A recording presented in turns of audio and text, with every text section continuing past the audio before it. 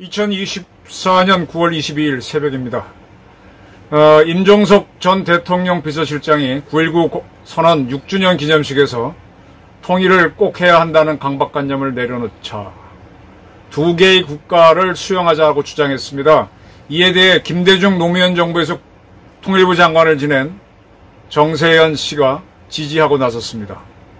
또 노무현 정부에서 역시 통일부 장관을 지냈던 이종석 씨도 이미 지난 5월 달에 통일은 비관적이다, 통일은 후대로 넘기자라면서 역시 통일 포기론을 이야기한 바 있습니다. 정세현 씨는 김대중이죠. 그 다음에 노무현 때는 이종석, 정세현, 문재인 때는 임종석, 이렇게 좌파 정부에서 있었던 실세들이 통일 포기론을 얘기하는데 여러분들의 생각은 어떻습니까? 저는 통일 주장론자입니다. 그러면서 또 통일을 포기하겠다는 사람들이, 하지 말자는 사람들이 보수 진영에도 매우 많다는 걸 잘 알고 있습니다. 그들은 이렇게 얘기하죠. 통일해봐야 실익이 뭐가 있냐? 네. 통일 비용을 어떻게 감당할래? 지금이 더 낫지, 통일해서 혼란이 들어가는 걸 어떻게 할래? 이런 얘기를 많이 합니다. 저는 그 말에 상당 부분 동의합니다. 탈북자를 많이 만난 기자 중에 한 명이 절 겁니다. 저는 탈북한 사람들 또는 북한 사람들과 대화하는데 어느 정도는 해냅니다. 45년부터 따지면 분단이 벌써 80년 가까이 됐죠. 그러다 보니까 양측의 말이 변했어요. 그러지 않아도 서로 사투리가 있어서 말이 다른데, 북한 사람들 탈북자랑 대화하다 보면요, 전혀 못 알아듣는 단어가 있어요. 전혀 다른 단어가 있어요. 그리고 이제 뉘앙스도 다르고, 그래서 뭐라 그럴까, 아주 간단한 인사만 한다 그럴까. 노르웨이하고 스웨덴이 1900년대까지는 한 나라였죠. 그리고 그때 좀 갈랐었습니다. 지금 노르웨이하고 스웨덴 사람들은 서로 인사 정도는 하고 가벼운 대화를 합니다만은 깊은 대화를 하는 데는 어려움이 있어요. 서로 갈라산 지 100년이 넘다 보니까. 이 국가도 분열돼 있으면은 대화가 잘 안 통합니다. 저는 개인적으로 이제 어릴 때 친했던 친구들을 지금 와서 만나보면은 그 사이에 학교도 달리 나왔고 사회생활도 달리 했고 하다 보니까 대화를 할 때 참 안 맞아요. 그냥 뭐 의례적인 것만 하지 조금 깊은 얘기를 하게 되거나 하면 생각도 다르고 판단 기준도 달라서 영 헛도는 걸 느낍니다. 그럴진데 탈북자들의 대화가 그렇게 어려운데 통일을 하게 되면 과연 북한 사람들과 살 수 있을까? 저는 어렵다고 봅니다. 참 종교의 신심이 아니면 북한 사람들을 품기가 힘들 거예요. 굉장히 다릅니다. 그리고 우리는 가볍게 넘기는 거를 그들은 화를 내고, 우리가 심각하게 여기는 거를 그들은 마구 업수히 여깁니다. 서로 많이 달라요. 그래서 통일보다도 통합이 더 어렵다는 말에 저는 전적으로 동의합니다. 통일은 글쎄요, 저한테 기회를 준다면 저는 국방부, 통일부, 외교부 등등을 제가 통제할 수 있다면 저는 어렵지 않게 통일할 수 있다고 자신합니다. 제 방법이 있습니다. 그런데 통일을 하고 난 다음에 통합을 이끌어내는 거는 솔직히 자신이 없어요. 그거는 상당히 어려움이 있습니다. 그거는 그 전에 그 이산가족 만남을 KBS에서 한 적이 있는데 6.25 전쟁 때나 또는 해방 전후 공간에서 헤어진 형제들이죠. 이 사람들이 그때가 전두환 정부 때니까 1980년대 한 40년 만에 방송사를 KBS 통해서 만나갖고 서로 막 울고 짜고 하는데, 그렇게 만나놓고 같이 살게 된 경우가 극히 적었다라는 보고가 있습니다. 네, 만난 건 반가웠지만 같이 살려고 하니까 너무 살아온 이력이 달라서 뭐가 안 맞는 거예요. 그래서 그냥 같이 사는 데는 실패했다는 얘기가 있는데, 그만큼 통일 이후에 통합은 어렵습니다. 저는 그 부분은 자신이 없어요. 그런데 통일을 포기하자는 주장에 대해서는 저는 강하게 반대합니다.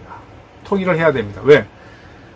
임종석이나 정세현 또는 이종석 씨 주장대로 통일을 후대에 넘기자. 그럼 통일을 후대에 넘겨서 통일을 후대에 하게 되면 통합은 쉬우냐? 통합은 더 어려워집니다.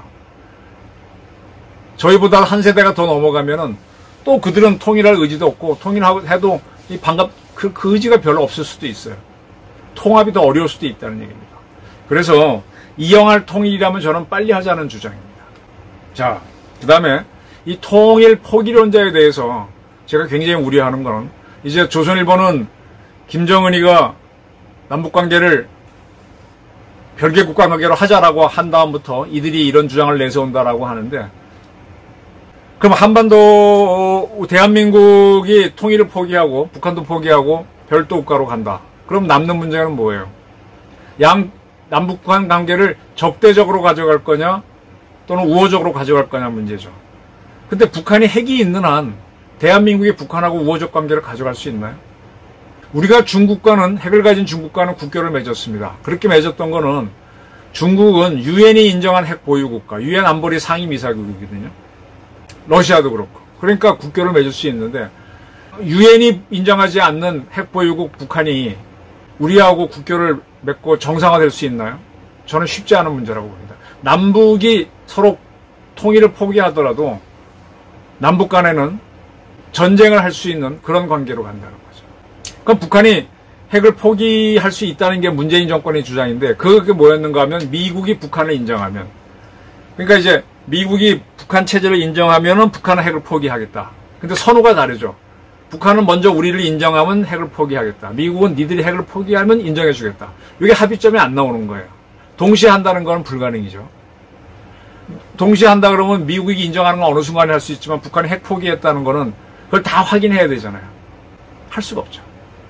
그럼 핵을 가진 북한하고 우리하고 별도의 나라가 됐을 때 이 자유로운 왕래가 된다? 그러면 우리가 물론 중국을 상대로 무역을 해서 돈을 벌고 있지만 중국이 지금 우리를 상대로 영향력 공작이라든지 굉장히 영향을 끼치고 있잖아요. 휘둘리고 있잖아요.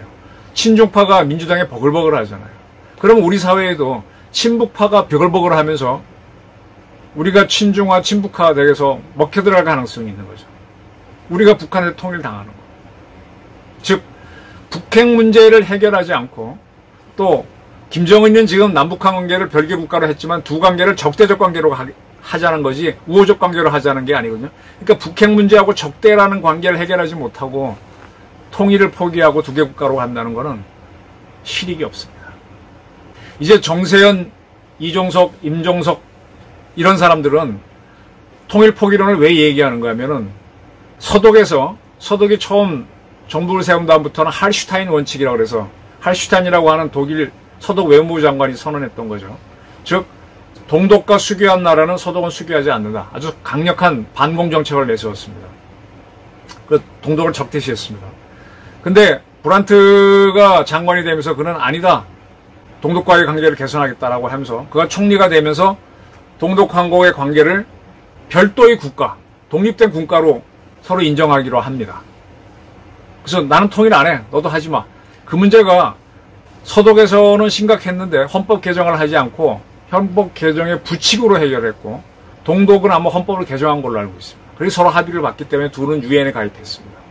그런데 그다음부터 두 나라는 중에 어느 한 나라가 핵을 갖고 있지도 않았고 그들은 그렇게 하면서 뭘 했는가 하면 적대 관계를 풀겠다고 하면서 서로 자유왕래 우리가 일본 자유롭게 가듯이 했고 서로 방송을 보도록 했어요.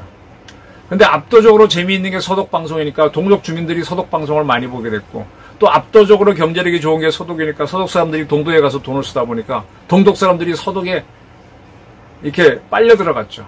그러다가 1989년, 90년 이 몰디브 선언 이후 이제 소련이 바르샤바 조약기구 국가들에 대한 군사 지원을 중단하고 그리고 그와 동시에 이제 폴란드에서 자유노조 운동이 일어나면서 공산정권 타도하는 움직임이 일어나다가 동독에서도 그런 운동이 일어났고 그들이 동독 주민들이 베를린 장벽을 넘어왔죠. 그게 10월 3일인가요?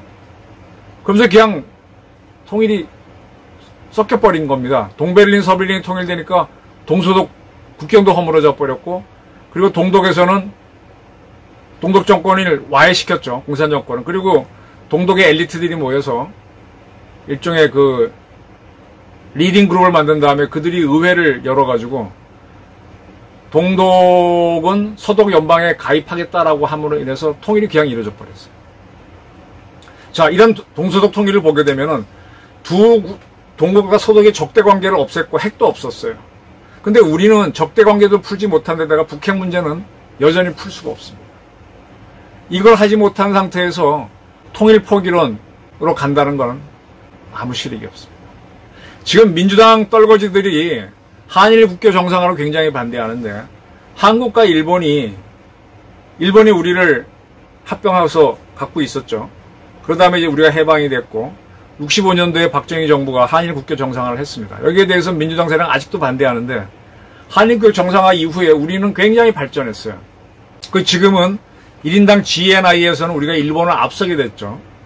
일본하고 거의 대등한 나라가 됐단 말이에요. 국민소득에 있어서는. 근데 일본하고 우리 관계에서는 일본은 군사력을 가질 수 없는 나라로 한정이 됐죠. 이탈리아전 전범국가가 됐기 때문에. 그래서 우리는 일본으로부터 크게 군사적 위협을 느끼지 않고 교류를 할 수 있었고 그 덕은 우리가 받습니다. 근데 그러한 한일 국교 정상화에 대해서는 매번 시비를 거는 게 임종석 유가 있는 민주당 세력이에요. 근데 이들은 북한하고는 그런 관계를 가져가라는 거야. 핵 문제에 대해서는 언급하지 않고 적대 문제도 언급하지 않고 남북이 별도 국가로 서로 독립을 인정한다. 그러면 이제 서로 교류를 할 수 있는데 교류가 잘 되느냐 그건 지켜봐야 돼요. 이제 싸우던 나라가 서로 평화관계로 간 거는 이스라엘하고 이집트가 대표적입니다. 두 나라가 중동전에서 많이 싸운 건 알려진 사실이죠. 그게 1979년인가요? 캠프 데이비드 미국이 중재해서 두 나라가 이제 국교를 맺고 서로 교류를 합니다.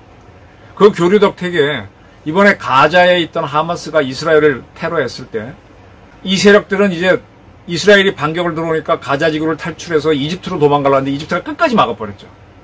그래서 지금 가자 지구 안에서 지금 거의 도망가지 못하고 일부는 뭐 능력껏 도망쳤겠지만은 지금 소멸돼 가고 있죠.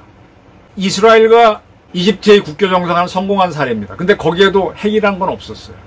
어느 한쪽이 이스라엘 핵을 갖고 있다고 하는데 아직은 비공식이죠. 근데 북한은 핵실험을 공연에 했단 말입니다. 근데 우리하고 북한이 남북 관계를 정상화한다고 했을 때 과연 자유로운 교류가 일어나겠느냐. 물론 이 사람들은 할 수 있다고 그러죠. 근데 북핵에 대해서는 얘기 안 해요. 남북이 정상국가계를 맺으면은 군사분계선에 있는 양쪽 군대를 뒤로 밀어내고 거기 국경 수비대나 경찰을 배치하게 되죠. 그리고 이제 그 휴전선에 서로 이제 왔다 갈 수 있는 국경 통로를 만들게 되고 그리고 이제 우리 자본이 들어가서 북한을 발전시킨다. 뭐 이런 겁니다. 근데 북한 핵은 어떻게 하나요? 근데 그 전에 적대 관계는 어떻게 푸나요? 적대 관계를 풀려면 양국이 서로 이제 국교를 맺어야 되는데 국교를 맺을 수 있겠냐 이거예요. 그러니까 이거는 말장난입니다. 안 되는 겁니다. 지금 제가 아까 말씀드린 것처럼 통일은 할 수 있는데 제가 사회통합은 자신이 없다 그랬잖아요.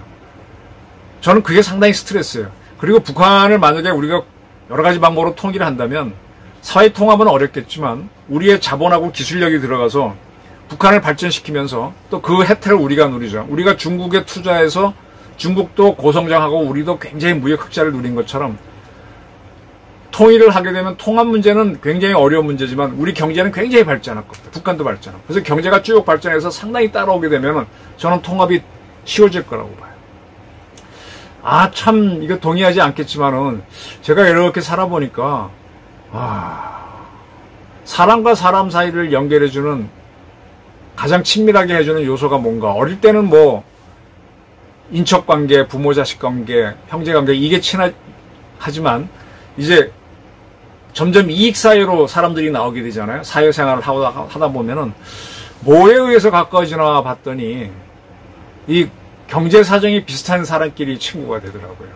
어릴 때 아무리 친했어도 경제적 격차가 머리 나거나 이러면은 안 되고 물론 뭐 건강 이런 거 다 작용하지만 가장 중요한 요소가 경제적인 것 같아요.